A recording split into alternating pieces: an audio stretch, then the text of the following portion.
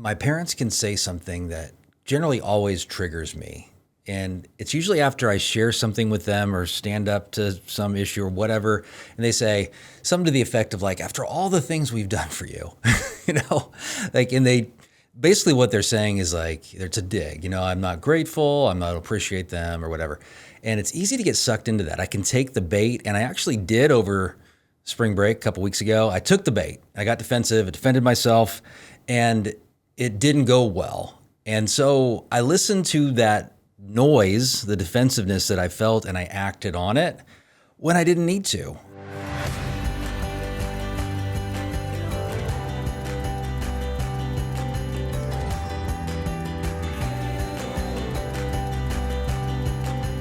So welcome to the Decide Your Legacy podcast. Today we're talking about blocking out the noise, because it's costly to listen to it and do an act based on it. So if you would do me a favor, subscribe, give this podcast a rating and review, the Decide Your Legacy podcast on Apple or Spotify. That helps it to grow organically, to help and reach more people. I'm Adam Gragg. I have been a family therapist and a coach for over 25 years. I founded Decide Your Legacy in 2012. We're a coaching and corporate development firm. And our purpose is to empower every person and organization to live courageously. By the end of this podcast, I can pretty much guarantee that you're going to recognize the noise that goes on inside, and you're going to figure out how important it is and be inspired to know how important it is to block it out. Don't take orders from it. Do something to replace it. Step back from it. So, as I do always, I want to start by sharing with you something uncomfortable that I did recently, and I do this because nothing's more important to your mental health than living courageously. What I did is I went to a disco 70s birthday party, and I remember getting the invite and thinking, I'm not going to go to that. And then it came closer to the event, and I said to myself, I had thoughts like, you're not going to know anybody there. You barely know this guy's wife. You're going to look silly. It's going to be a horrible time. And then something started to shift, and it was like, no, this could be fun. Let's go have a good time, meet new people. And you love dressing up. You were born in the 70s, Adam. Come on, you love that stuff. So I went, had a good time. It was a lot of fun. But that noise was chiming in, keeping me from wanting to go and engage this event. Can you relate to that when you start having these thoughts and they're just not helping you? They're discouraging, and then you act on them, and then some bad stuff can happen. So I want you to start with an action yourself. So whatever your middle name is, my middle name's Christopher. So if your middle name is Guido, or if it's Enrique, or if it's Monique, or what, I don't care what it is. I want you with you don't have to close your eyes. If you're driving especially, don't do that. But in your mind, I want you to say, my middle name is, okay? So whatever it is, so for me, it's my middle name is Christopher. Go ahead and say that in your mind. Can you hear it? Okay, so you can hear it. I'm sure, you have this thing inside that chimes up, and you can listen to it or you cannot listen to it. So I bet you could hear that middle name in your head right there. So Ben is one of my closest friends. So he texts me usually a couple times a week saying, Adam, block out the noise.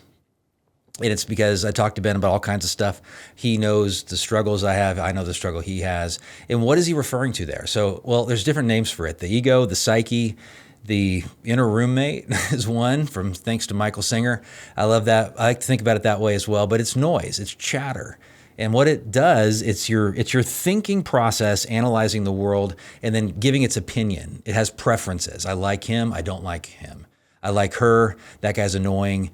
He's going to be a great friend. We're going to have a great time. We're not going to have a great time. And so it's interpreting things for you, and it's actually a way for you to get by in life. It's a safety mechanism. The problem is that a lot of it stuff that it tells you is misdirected. It's just these spontaneous thoughts. It's not controlled thinking. It's spontaneous thinking, and it's often fear-based. And if you listen to everything it says, if you say, yes, I'm going to do what it says, then you're probably going to have a lot of challenges in life. You may end up going through a number of different marriages, and then you may also lose a lot of jobs. probably hurt your health, probably do a lot of damage to other people as well. So what's the difference between the noise and then constructive thinking? So one is spontaneous, it's intrusive.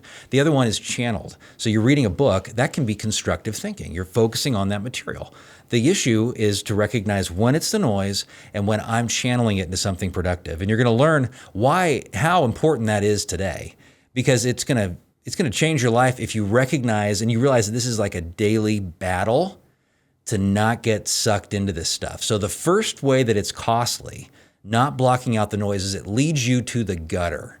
Okay, it only can bring you down. It's going to give you a sense of short-term relief, but not long-term change, not long-term relief. In fact, more long-term pain. So the operations director at Decide Your Legacy, Lloyd, is a great bowler. And I have another friend who's also a good bowler. His name is Kendall. Both of them have bowled perfect games. So one of them bowled in college, the other one bowled in high school, and they're excellent bowlers. So when you bowl, which I'm not a good bowler, I'm not claiming to be, but once the ball's in the gutter, you have no chance of knocking down any pins. So it's pretty much all over once the ball enters the gutter. It's a gutter ball. Okay, so we don't want those things, but when you listen to the noise, you end up in the gutter. Nothing good happens. It's an automatic gutter ball. It leads to anxiety, it leads to depression, it leads to a sense of failure, it leads to a sense of purposelessness, it leads to more problems. Who knows how far down you can go? Let me give you a great example of this. My mom recently said that she's going to go see a psychologist to deal with her fear of flying. Now, my daughter graduates from high school in 6 weeks. And my mom is not comfortable flying right now and going. And so, but then she told me, because she wants to go on this vacation this summer and bring her family, bring me and everything, she wants to go to a psychologist and deal with this issue. And so the noise chimed in and wanted me to make a dig when I found this out yesterday. I wanted to say, well, are you going to go to Bella's graduation next year now? And you're going to miss Emerson's? But no, I didn't do that because I don't know, maybe she'll end up going. I mean, this is great news. But I was listening to the noise, which made me defensive and hurt. It led to me wanting to react, and it would have been a destructive conversation. Instead, I listened to her, I congratulated her, and hopefully it came out with the right heart. I feel like it had a better heart, but I was kind of pissed inside. I'm like, what the F? You're valuing this trip vacation more than your own time with your whatever, celebrating this event. But I know that's noise. It wasn't true. It wasn't the reality. I know she legitimately has this fear. It was my own interpretation of it. And I'm glad I didn't react to it. So some of my friends can help me magnify the noise, lead me to the gutter based on their own interpretations of the world. So I have friends who I know if I talk to them about parenting issues, potentially they're going to make it worse because they're going to agree with my reaction and my overreaction, and then they're probably going to feed it. And I have other friends who, if I have parenting challenges, I can go talk to, and they're going to listen and be very rational. And so some of the ones that have this irrational response and that magnify the noise, well, they also have similar situations with their kids. And so they're also triggering. So they're adding to it. So be very careful in who you actually vent to or talk to about this stuff that's bothering you, because they can magnify the noise. I know that I can lose a whole evening. I can lose a whole day. I've lost weeks. I've lost months of my life because I've listened to the noise and acted on it. And I've gone into the gutter, and I've gone down even further, because it's been consuming of me and my view of myself and my view of the world. Not a productive, positive thing. I've spent a lot of time, I've wasted a lot of time in that place. And I'm sure you can relate as well. I can imagine you can relate as well. So the second cost, very costly when it comes to not blocking out the noise, is that it keeps you from your vision. So you ever felt like, in those times where you get sucked into that voice in your head and you listen to it and obey, then it's almost like, I don't know, I didn't make any progress towards any goal in my job. I didn't make any progress in any personal goal. What happened to the day? I've just spent all this time thinking and ruminating and, going over that conversation that I had when I lashed out or when I didn't handle it appropriately. And then all of a sudden your day's gone and you haven't made any progress.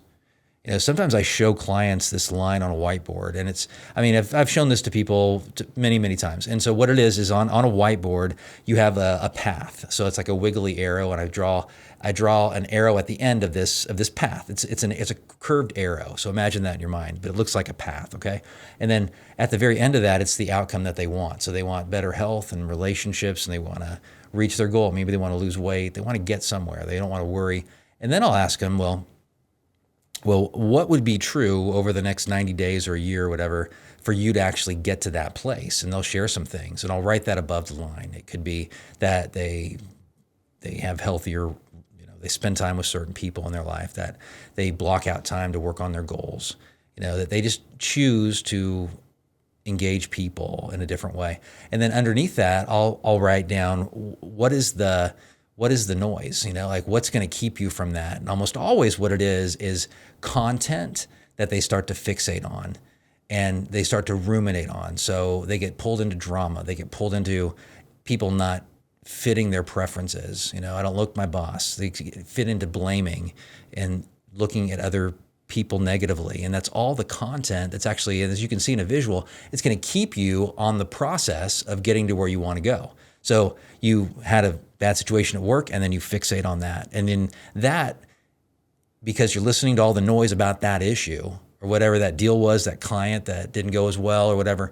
And then all that energy is keeping you from actually making progress. You're not using it as fuel.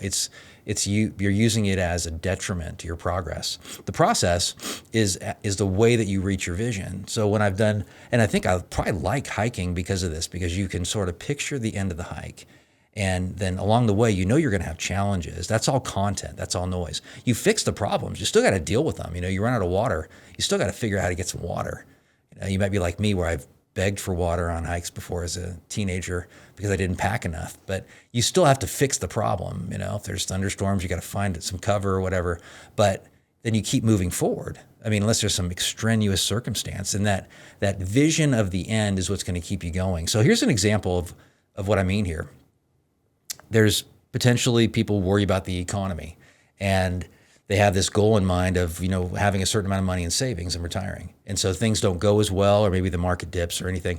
And in their mind, the noise is like, it's all bad. It's catastrophic. I'm going to lose my retirement. I'm going to lose my job. The economy is going to shut down. And it's important to recognize that you don't have, unless you're an economist and you've really did some productive thinking to come up to your own conclusion on that, a lot of the noise comes from media and your friends and society. And if you block it out, you're going to think a lot clearer. If you block it out, you're going to stay moving towards that goal of retirement, even though it's not going as well right now. That's the power of a vision. That's the power of pursuing goals, because you keep your eye on the end game. You're playing the long game, not the short game. The noise is very consumed by the short game, the here and now, because other people, if they're clear from the noise, they can look at things that we may perceive as problems, or the noise is telling us as problems, and then it's actually an opportunity. It's an opportunity to make some adjustments in your life, to pursue different goals in a different way, but you miss it because the noise is pulling you away from that vision. It's super powerful to clarify a vision for that reason too, but the noise is going to get in the way, and be prepared for it.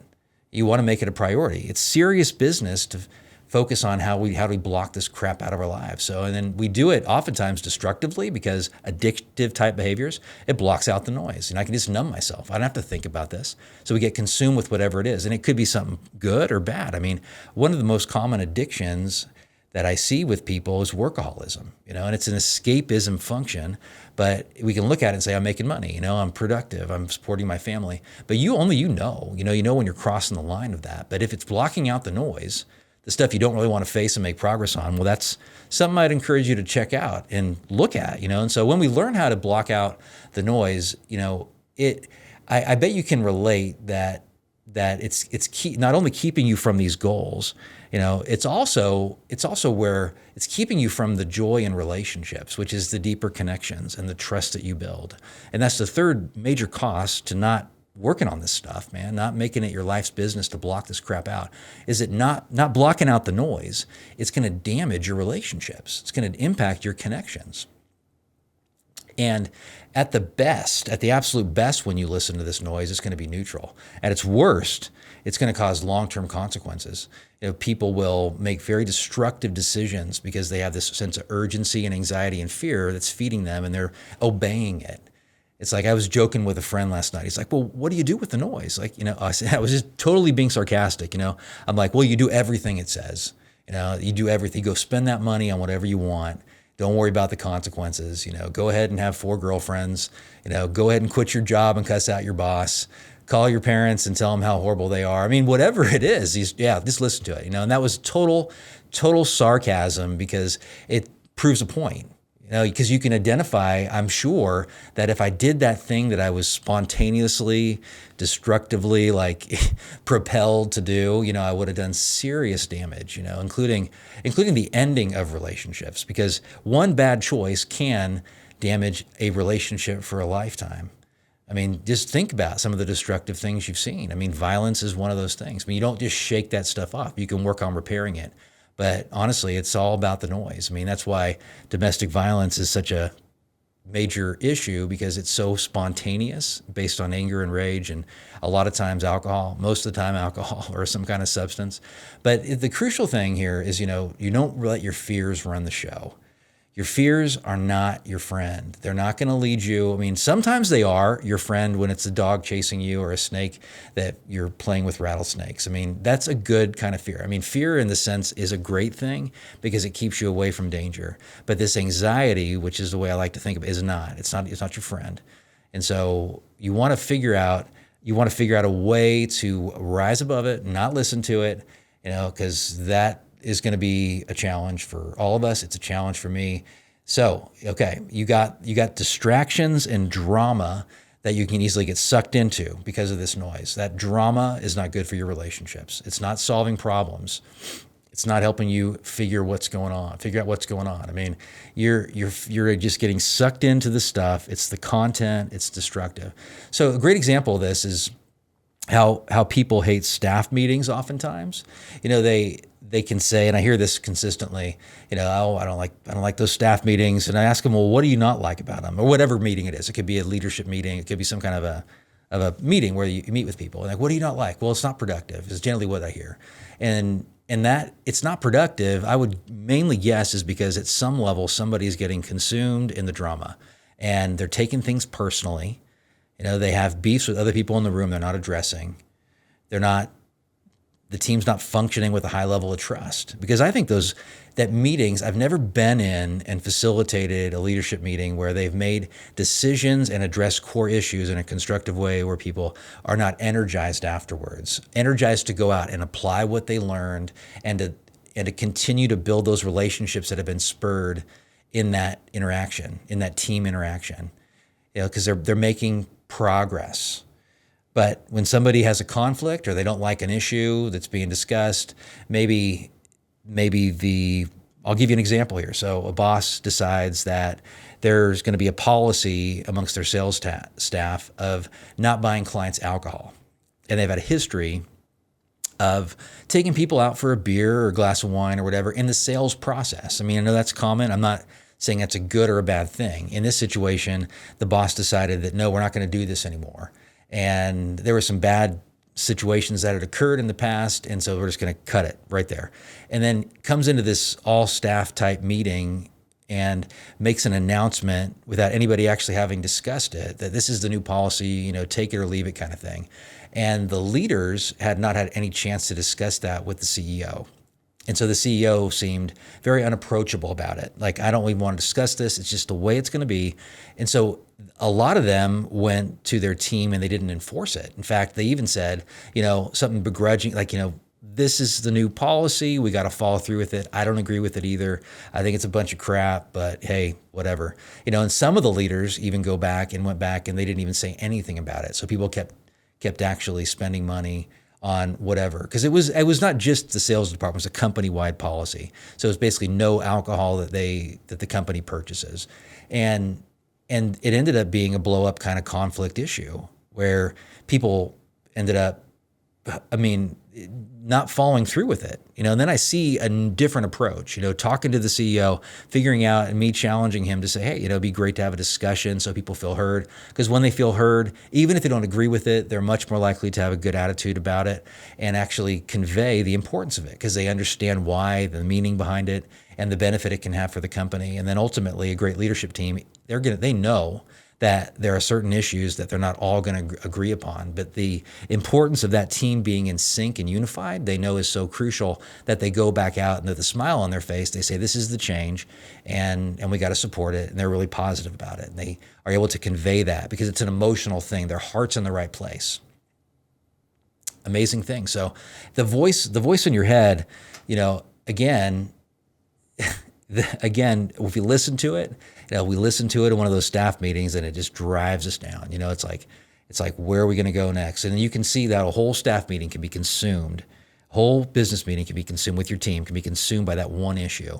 And people are building grudges and they're not solving problems. So somebody has to ask questions to get it out.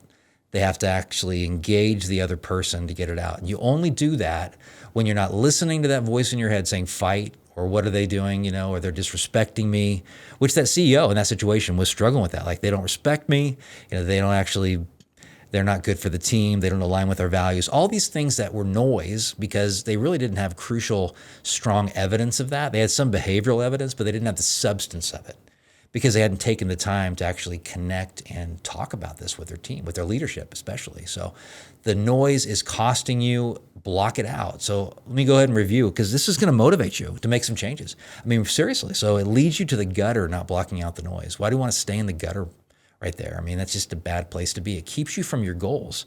You want to make progress on your goals, and it's not getting you there. It's actually getting in your way, and it damages relationships where the good stuff in life actually is. So what's your takeaway from this podcast? By the end of the day, apply it. Do something with it. Talk to somebody about it. Put it on your schedule to do it. Whatever that takeaway is, whatever that insight is, teach it to somebody. It's better. It will stick when you teach it to somebody. So insight, which you gain in listening to this podcast, is 20% of change. Action is 80%. Make a good plan and act. A good plan is 100 times better than a perfect plan that you do nothing with. A good plan that you execute on. There's no positive change until you decide to change. Decide today. Your legacy depends on the actions you take. To decide means to eliminate other options. Your legacy is the impact that your life has on others. You decide your legacy. So do me a favor. And if this content was helpful for you, man, I would just strongly encourage you to go ahead and subscribe to Shatterproof Yourself Light. So this is a brief video on 7 steps to a giant leap in your mental health. And we address this issue. And so when you become shatterproof, well, you're becoming psychologically resilient. The windshield on an airliner has layers to it, and those layers provide resiliency. They provide strength. Just one sheet of glass on its own is not nearly as strong as 5. The 787 Dreamliner has 5 different layers. And when you build these layers into your life, you're growing psychologically shatterproof, and you can take actions to get there. So, and what does it mean to be psychologically shatterproof? You have much more hope and much less fear as you approach situations. You're erring on the side of hope. Good can come out of this. I can learn. A second growth area is that you have faith that you can make it through challenges. Things don't go your way, you have adversity, but you have faith that I'm going to get something out of this. That's psychological shatterproofness right there. So number 3 is you're going to understand what actions that you can take to positively impact your future. And that's powerful. When you know that I do this thing, it's going to impact my future, not right away, but in the future. But over time, it's long-term relief. It's going to have a big impact. So hit the link, get Shatterproof Yourself Light, fill out the worksheet, and go through the mini course. It's going to help you build that psychological shatterproofness that I discussed. So kind of a silly word. Probably not the best word to use, but oh well. I did it anyway. So another way, another thing you can do for me is do me a favor and forward this episode to other people. So share it and say something like, hey, great episode. You might want to check this out. You got a lot of noise in your head and don't wonder what you're saying right there. I don't know. So if this episode was helpful, go ahead and give it a rating and review on Apple or Spotify. So in closing, I want to challenge you, live the life today, this moment today, tonight, this afternoon, that you want to be remembered for living 10 years after you're gone. You decide your legacy, nobody else. And either you will decide your legacy or by default, fear is going to decide it for you. So I appreciate you greatly, and I'll see you next time.